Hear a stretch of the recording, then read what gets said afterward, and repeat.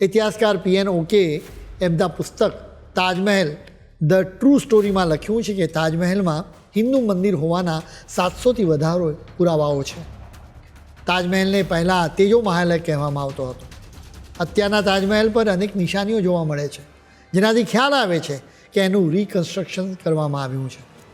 વાસ્તુકળાના જાણીતા ગ્રંથ વિશ્વકર્મા વાસ્તુશાસ્ત્રમાં જુદા જુદા પ્રકારના શિવલિંગોનું વર્ણન છે, જેમાં તેજલિંગનું વર્ણન કરવામાં આવ્યું છે. તાજમહેલમાં તેજલિંગની સ્થાપના કરવામાં આવી હતી, એટલા માટે જ તેનું નામ તેજો મહાલય રાખવામાં આવ્યું હતું. આ મંદિર મહેલના વિશાળ વિસ્તારમાં ફેલાયું હતું. ઇતિહાસકાર PN ઓકે તેમના પુસ્તકમાં એમ પણ લખ્યું છે કે તાજમહેલના નદી તરફના દરવાજાના લાકડાના એક ટુકડાની તપાસ કરવામાં આવી. અમેરિકાની એક લેબોરેટરીમાં આ ટુકડાની તપાસ કરવામાં આવી હતી.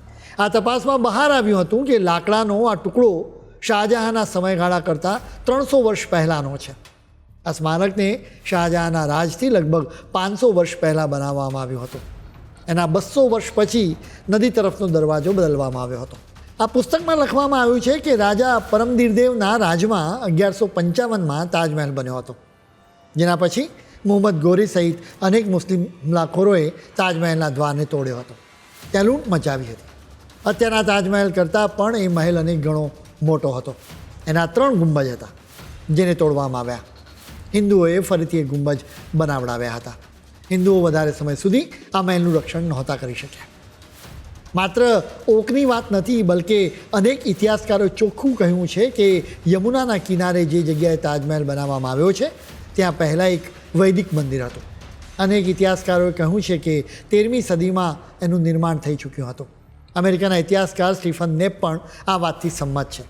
તેમણે પોતાના અનેક લેખોમાં તાજમહેલની જગ્યાએ પહેલાં વૈદિક મંદિર હોવાનો ઉલ્લેખ કર્યો છે. આપણે ત્યાં મુશ્કેલી એ છે કે ભારતના રાષ્ટ્રપ્રેમી ઇતિહાસકારોની વાત માનવા કોઈ તૈયાર થતું નથી. જો કે વિદેશી ઇતિહાસકારની દરેક વાતની ગંભીરતાથી લેવામાં આવે છે. એના માટે જ અમે સ્ટીફનની વાત અહીં કરી. કેટલાક ઇતિહાસકારો કહે છે કે જે જગ્યાએ અત્યારે તાજમહેલ છે ત્યાં રાજા માનસીનો ભવ્ય મહેલ હતો. શાહજહાંએ રાજા માનસીના પૌત્ર રાજા જયસિંહ પાસેથી એ મહેલ ખરીદ્યો હતો. આ વાતનો ઉલ્લેખ બાદશાહનામા પુસ્તકમાં કરવામાં આવ્યો છે.